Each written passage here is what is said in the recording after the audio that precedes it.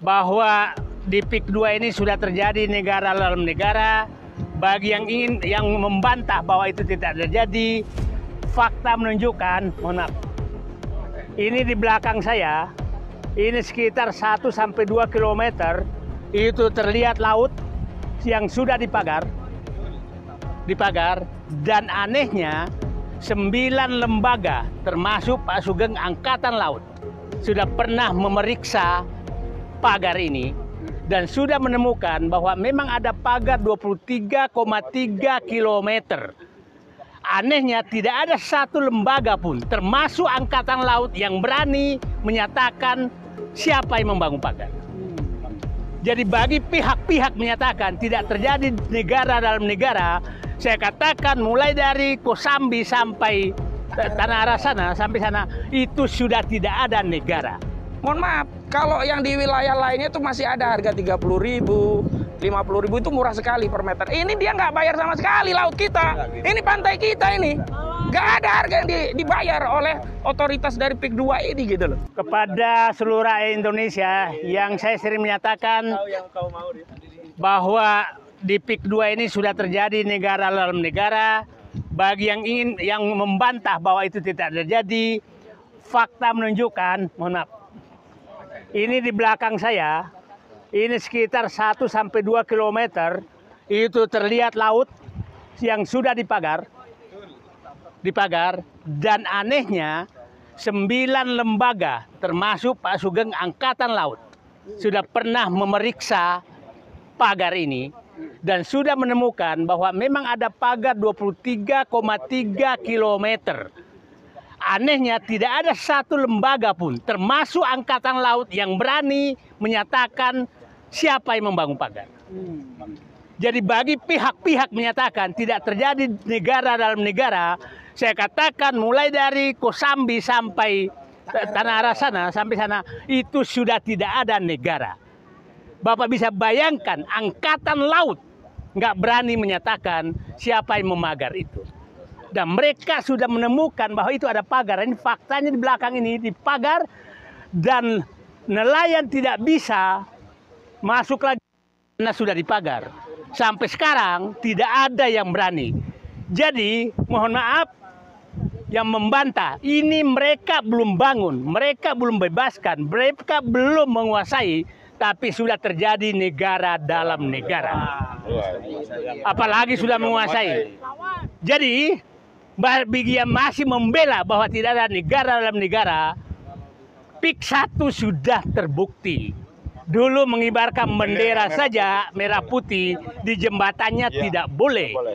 Wartawan mau datang masuk ke pantai diusir. Sekarang mereka belum dapat hak apa-apa, laut sudah dipagar dan seluruh lembaga tidak ada yang berani satu pun menyatakan siapa yang memagar. Ada apa? Artinya apakah kita masih merdeka? Sudah tidak. Oke? Kepada aparat baik TNI, Polri, lihatlah negaramu sudah dijajah. Terima kasih. Assalamualaikum warahmatullahi wabarakatuh.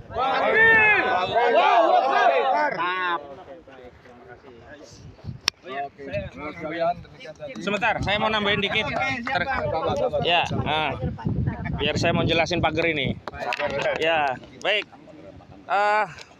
Seluruh rakyat Indonesia, saya hari ini bukan hanya omon-omon melalui persidangan, bukan melalui konten, bukan melalui podcast. Kami hadir langsung di Pantai Cangkir, di daerah Kronjo, di Pulau Cangkir, daerah Kronjo, ya Kabupaten Tangerang, masih NKRI. Sekali lagi saya tegaskan ini masih NKRI, bukan Negara Kesatuan Republik Aguan ya. Ini Republik Indonesia gitu. Tapi anehnya kita lihat di situ ada pagar-pagar yang dibuat, informasi dari warga itu punya melaut dalam rute yang paling cepat untuk sampai pada lokasi tangkapan ikan. Sehingga masyarakat atau nelayan di sini rata-rata kalau mau melaut itu harus cari rute memutar keliling kira-kira 10 km berkelilingnya, tergantung juga tujuan sebenarnya. Tapi di sana ada rugi waktu kira-kira setengah jam lebih, rugi BBM, rugi waktu untuk menangkapnya jadi berkurang karena harus muter-muter, dan tentu saja rugi nilai tangkapannya bisa berpotensi berkurang. Nah, pernah terjadi karena ini tidak punya dasar, karena pernah oleh warga ini ditabrak dengan perahu kapal kecil gitu ya. Begitu bolong kan bisa untuk akses, jadi bisa langsung horizontal, nggak perlu memutar-mutar.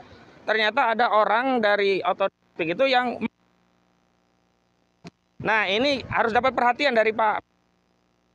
Boleh ada tindakan menghalangi akses publik. Ini milik publik, akses publik, semua harus bisa mendapatkan manfaat. Tidak boleh ya. Kita sudah tahu bahkan keterangan resmi dari PIK 2, lokasi PSN itu hanya ada di 1.755 hektar yang itu ada di Kosambi, tidak sampai ke Kronjo gitu loh.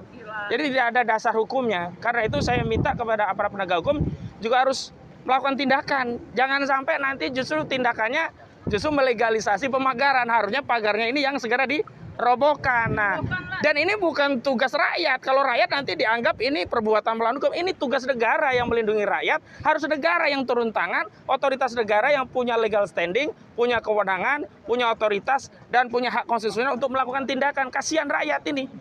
Saya sepanjang jalan tadi melihat mayoritas di sini memang nelayan gitu. Bagaimana gitu kalau akses mereka untuk hidup, mencari penghidupan di laut yang memang sumber penghidupan mereka justru dihalangi. Dan kalau ini jadi pariwisatanya peak begitu ya.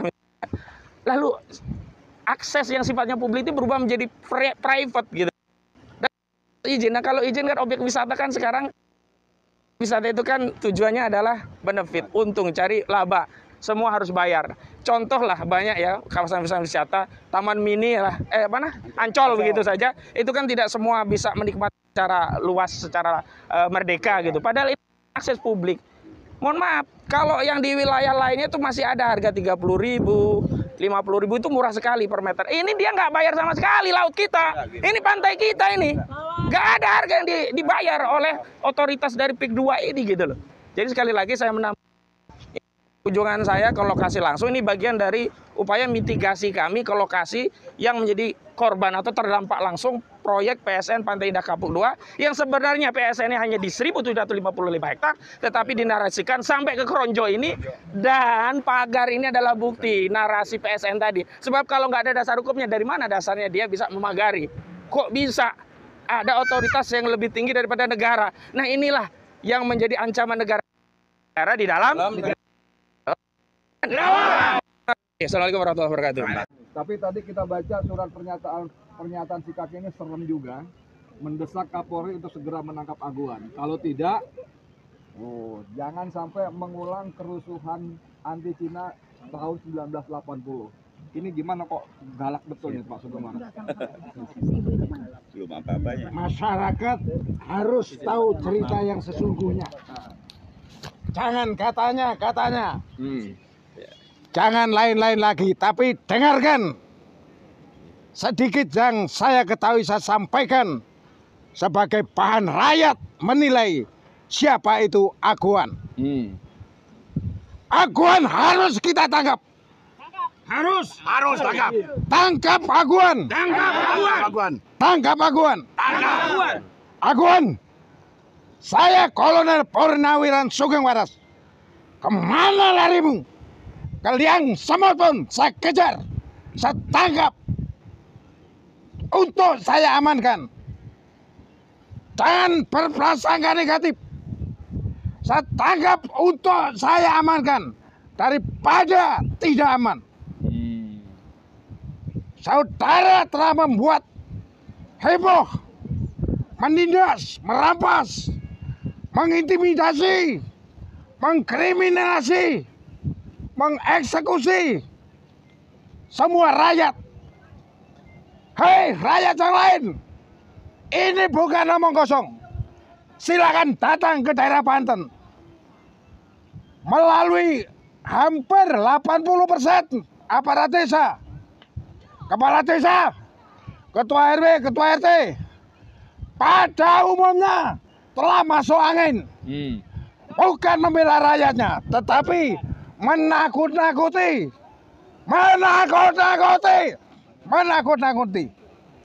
Saya sudah simpan dokumen ini.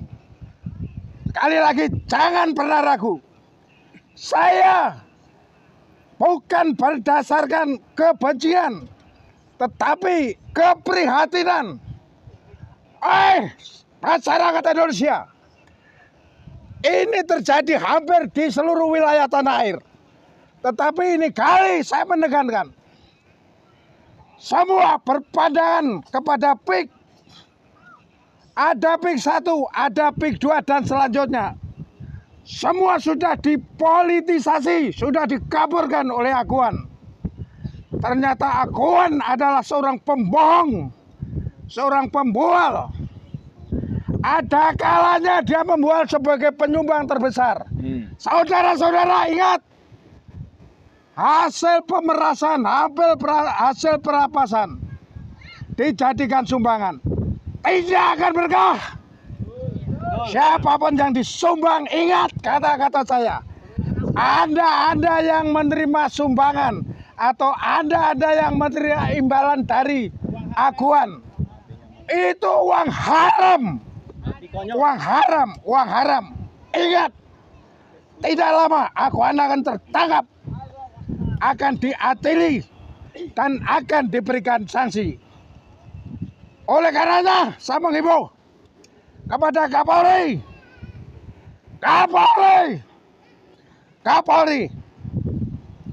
harus serius, harus sungguh-sungguh menegakkan hukum di Indonesia.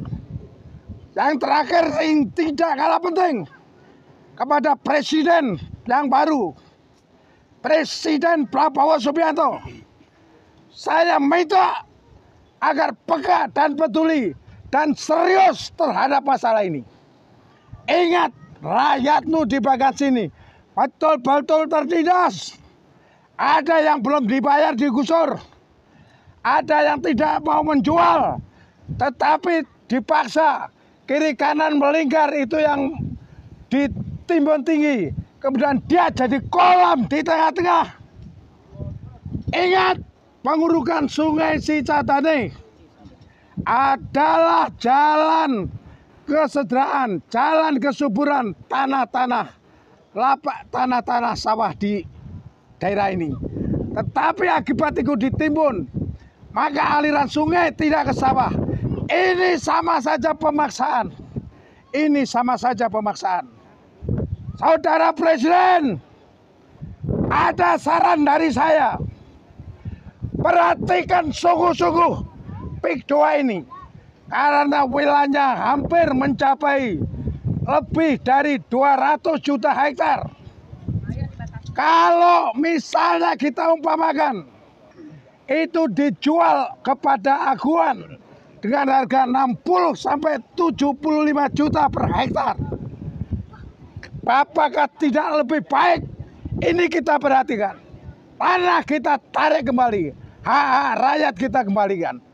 Tanah ini dijadikan sebagai lahan pertanian, persawahan, agar swasembada pangan kita lebih terwujud.